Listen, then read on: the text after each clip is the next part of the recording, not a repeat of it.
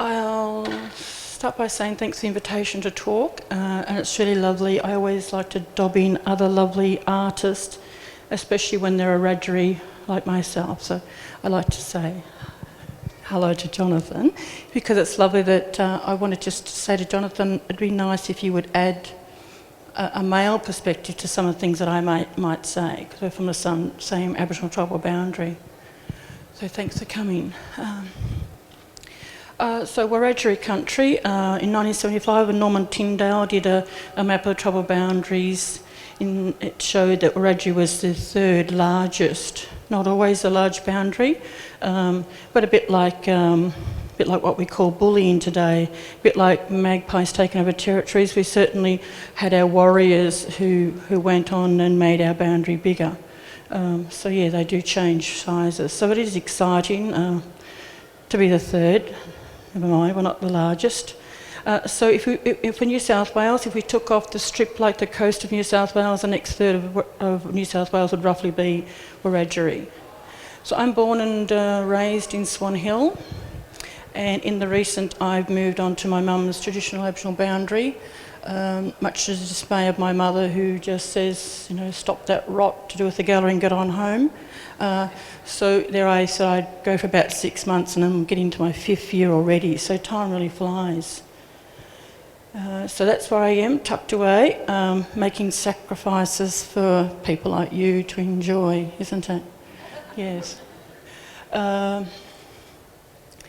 So I decide at half my age that I will retire from a secure job.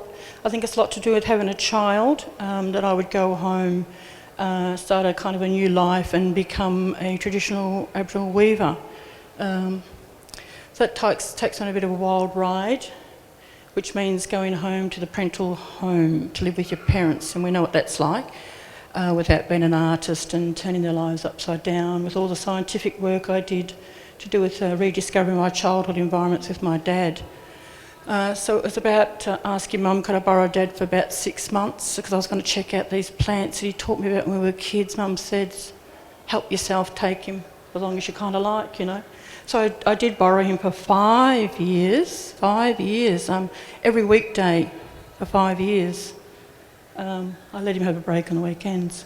But for 5 years, looking at plant material, reputable plant material of the area. And during that time, I realised when Dad used to say, come on, get on with the weaving, you know, I spent a lot of time looking at, can you get on with the work? To the point that he even brought me home a bundle of kabungi one day, and I said, Dad, you're going to waste that because I'm not ready to weave. And then I realised that I wasn't on Mum's tribal boundary, so that meant another hiccup, because my mum fails to tell me that the Waradgerie boundary comes down really close to the boundary that I was born on. Could have saved me 10 years, but never mind. That's what parents do to you. So I said to Dad, no, I don't. I have to be respectfully and not weave fibre that doesn't belong to us. And even though I'd learnt that the southeast of Australia has the same kind of plants, so I thought, well, I can still keep doing the homework, the study, and when I go back to Mum's tribal boundary, I can still use those plants. In the meantime, Dad, who's Irish, English, and chuck in a bit of French, which allows me to use some of those great swear words sometimes when I have to make this beautiful work. A bit of French goes on. He says, what about the English plants? I said to Dad, I got enough. But to please Dad, he learnt lots of stuff about English plants too. So while we're kind of mucking around, part of going out to the bush, because I probably need to say that Dad was a farmer and farmers had their own spare parts department. So you didn't have Mitre 10 and Bunnings to run off to, of course. You had to make do with what you had, and thank God they had skills to know what to do with it. So Dad had a great eye that he could see in something, he could see something else. So as young children, we used to go with Dad and do exactly this kind of fossicking, find things that we needed to fix something at home. And this is what we were doing out in the bush. I wasn't realising perhaps that I was learning that from Dad, because part of our going out to these bush ventures was like taking in the old dumps.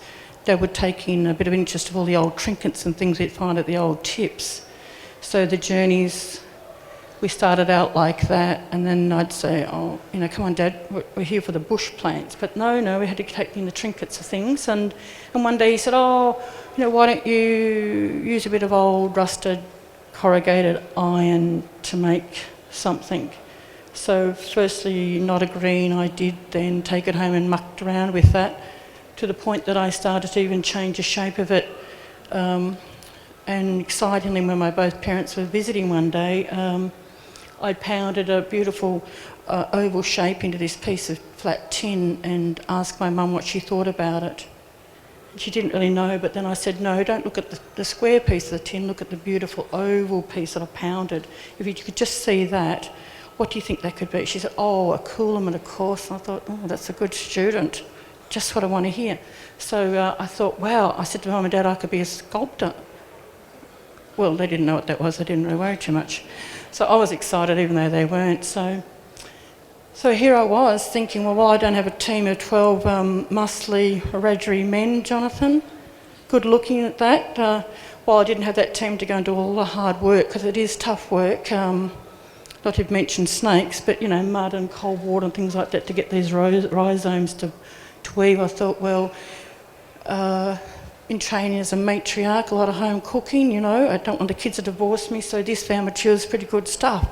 I get it for free, clean up the bush, and whip it up, knock it up. That's pretty good. So I've got to do the home cooking, you know. So this is all pretty good. So I must say it was supposed to be short term, but you can see I'm still doing that. So after those 5 long years, I realised, lo and behold, I don't even know if I can weave. For 5 long years of homework, I said to Dad, what if I can't weave?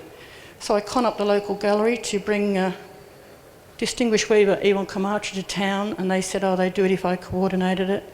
I didn't realise that position would have my hands tied. Wasn't in the class, so the class I had organised. So on the sideline, I taught myself to weave, and very quickly decided that when Yvonne said we'll use 6 strands for the inner, I thought if I double that up, because I'm not sitting down leaning on my thigh, I'll double that up and it'll give me strength. I made this wonderful piece and just left it amongst all the food. And later on Yvonne said, oh, you know, who owns this? And I reluctantly said I did, and then she said, oh, it's better than mine. I just went, I know. And then I had to try to catch myself, you know, too confident. And I said, oh, well, you know, Yvonne, if, you know, that thing you made me, if we whacked that on the side of the table, it would go everywhere, wouldn't it? She reluctantly said yes, and I said, but if we whacked mine, it wouldn't. So I said, yeah, okay. So she did explain out of most classes, a weaver comes out of it, and she thought I was the one. So that was nice. So after 5 hard years, I was a weaver and just as good as a distinguished one. It had been to the Venice Biennale, so it's pretty exciting stuff, isn't it? Oh, yeah. So my grandfather taught me about not selling out and to put things up your sleeve. So I decided I would put that one up my sleeve that I could weave. So I could now afford to dabble in found materials very comfortably, very good. As you can see, I've got too carried away with it now. I'm getting bigger and bigger and need a change of something. Something has to happen because I still haven't found Jonathan's not enough. I need 12 good-looking Waradgerie fellas to help me with this, collect all this weaving stuff. So I think I'm staying with found materials until they bury the lot. And what I think from here I'm really interested in, and purposely I've included the 4th piece from the end, or the 3rd, the very wired, very open wired one. So I'm wanting people to look at, certainly in this exhibition you don't certainly see the lines because we're relying on like the sky light rather than lighting, but if there's lighting on you see magnificent shadows. Some exhibitions I've gone into and only seen the shadows. So that's really lovely. When I was in Contemporary Commonwealth in 2006 with the National Gallery Victoria, magnificent shadows, and I had this great idea that I would redo that exhibition, reweave that in wire and tin, but just the shadows, but I forgot to ask them to take great photos. So too bad, it doesn't happen. So I'm looking at how I've developed, and even though, like in Contemporary Commonwealth, I did show people I wasn't just the bag lady, that I could make other things, you know, from a digging stick to a bowl and the like. So that was pretty exciting here, that people were saying, Oh yes, you can make other things. But the beauty about, I suppose, being that really nice bag lady is that people are witnessing and watching and seeing how, I suppose, I'm getting deeper into it. And so I'm kind of evolving into that, looking at, it's just interesting, people say, oh, you know, you don't worry about sewing up the sides of your bags and you don't worry about opening the mouth of your bags, and I'm saying, yeah, I'm not worried about that, I'm looking at the shadows of the bag. It's just interesting what you kind of get caught up with. And as Diane said about the Swan Hill show, it certainly really shows certainly the shadows, which gets into another whole thing of like drawing. My school reports in grade 6 show I'm an excellent drawer, and I did really excellent in arts and the crafts, to the point that they let me do needlework in year 12 all by myself. So it's interesting stuff, isn't it? That all these great things you learnt as foundations in doing schooling. Needlecraft. So they're not feeling the need to sew them up, because initially I didn't have time. I whipped up some items in my first show in about 12 minutes because I'd forgotten about my own work being on the committee. I thought no time to sew the sides, so the sides never did get sewn up. And I do have a life, you know, I'm a mother, I've got other things to do. So I think the beauty about the drawings are certainly coming through in the bag, and I'm wanting to kind of, I think, evolve into that deeper area again of the drawings on the wall, if you like. The shadows certainly show that. Perhaps not here, but certainly I might talk to the gallery director about shadows on the wall, something like that, yeah? From here, where am I? It's probably enough. Do you think I could let people ask questions? That's probably enough. I haven't said a lot about my history and things, so I think you're all, there's lots of information online that you could look at, so I kind of like to think we'll spend time on your questions. Yes? So we'll open it to that. Thanks for a great talk. I just wonder, when you find these weathered materials, are they usually in the state that you want them to be, or do you let them weather even more? Or? It's a combination of both. It would be nice if they were all ready to go, you know, but you aren't shopping at Bunnings, so you've got to take what you get. And I think that's a little bit like the first time I made something with a hole in it. I thought, how am I going to patch up the hole? Didn't know they had a really nice flash word called sutures, you know. So I thought the hole just has to go with it, has to stay. And it was really nice to read, the National Gallery of Victoria talking about my holes that I couldn't cover up as sutures. They become quite famous. I'm famous for sutures, not sewing. So it's pretty good stuff how it works out. So yeah, it's just crazy stuff. Like when I lived in Swan Hill, it's a whole radius of about 80 mile, talking miles with my dad, so 80-mile radius of I've taken in as a whole resource area.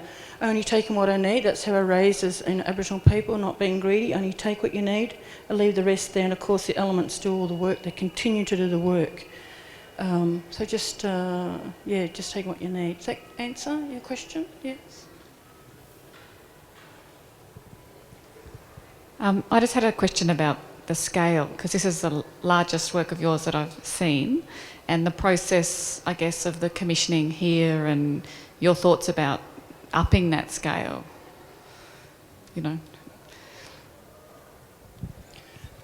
I like how galleries ask really serious questions about why I do what I do, and they're really just common sense things. You know, I have this famous, I always forget that word, Judith, the name of the set of bags at NGV, what do we call it, Judith, my work? You refer to that as the...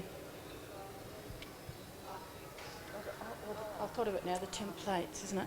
Yeah, the NGV collected, Judith wanted a sample of my work, and just little things like I had a couple of ladies, sensitively aged ladies, if I may say so, at the time of the Iraq and Iran war, and I thought, well, you know, I really couldn't let them go on trams with great big barbed wire handles. They could get in a bit of trouble. I better make little things. And so just on common sense kind of grounds, and now I have this famous set of little bags, you know, that I get phone calls around the world about. It's pretty good, isn't it? Yeah. And in something like 2005 or 6, I made some bags suddenly quite big. The base is probably to here, and then handles probably to there.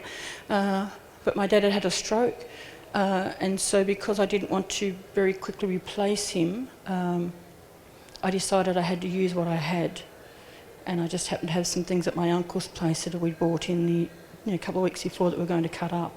So I thought, well, you know, I'll make these big bags because I have wonderful people like Judith Ryan telling me I'm boundless. I think that's really convenient. So I can just make things big. I can get out of hand, it's okay.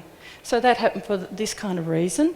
And here it's, you know, it gets, in the latter it gets to, well, you know, I don't get to, you know, I've got to cook homemade meals, you know, from stock. So if they say, would you like to come along? Why not? I have the space, I'll fill it. Yeah, so if they give me more space, I'll probably make bigger things. So I'm not too serious about why the size, but it fits pretty good, doesn't it? When they say you can have 20 metres, well, why would you knock that back? Eh? Can I add to that? As the curator working with Lorraine, I have to say it was a wonderful experience. One of the highlights of my life, I'd say. But there were meetings. We won't talk about the meetings, but we were expected to come up with figures and sizes and things like that, so it was very stressful. So I did pressure Lorraine a little bit, but gave her the dimensions, and she mowed an area of her grass in the backyard where she was working. And so she worked on the bags in that area of land, so she had a sense of how big the space was. And when the works arrived, we had no idea how they were going to fit. But as you can see, you know, without doing those measurements, without all of that, they fit absolutely beautifully. And I think it's because of her sculptural sense too. It's like she's very aware of how to fill a space. And, you know, you don't have to have all that preparation. You just trust the artist and you'll get exactly what you need. Is that true? So the wonderful thing about Swan Hill, it's like a 10-year lady doing a whole full circle where I've invited back there. And I really intended to make these items we happen to call bags, because I'm just trying to concentrate, obviously getting it right down to a really good T-on-1 kind of object. So this object we happen to call a bag, I did want to actually weave it traditionally out of tin and wire. But it's just not the time. I've got too much on, so it's not actually going to happen for Swan Hill, and I'm half excited about that because maybe it's going to be left to do something on Mum's country. So there will be a time and a later date. But in the same time, I did make I made a couple of bodies of work at the same time, crazy stuff, over weeks. Over weeks, I knocked up a body of work for Sydney. So that goes on show Friday night. It was on show at Hawkesbury. There's an art gallery at Hawkesbury. Do you know the name of it, Jonathan? There we are, Hawkesbury at Waradgerie Manor here. Hawkesbury Regional Art Gallery. That opened on Friday night. Of course, I couldn't be there. I'm here. Not because it's a better event, but you know they booked me first. Is the truth of the matter. First in best dressed. Okay, so it's there, body work, but I actually made the whole body of work for Swan Hill out of the scraps, if I could say that, out of the scraps of, because I decided for Swan Hill I would make bags the size that I would wear and smaller. And of course, just having made these, I really struggled to go way downsized to the point that I still was making big bags. The curator came and said, I thought you were making life size and small. I said, oh, I thought I was too.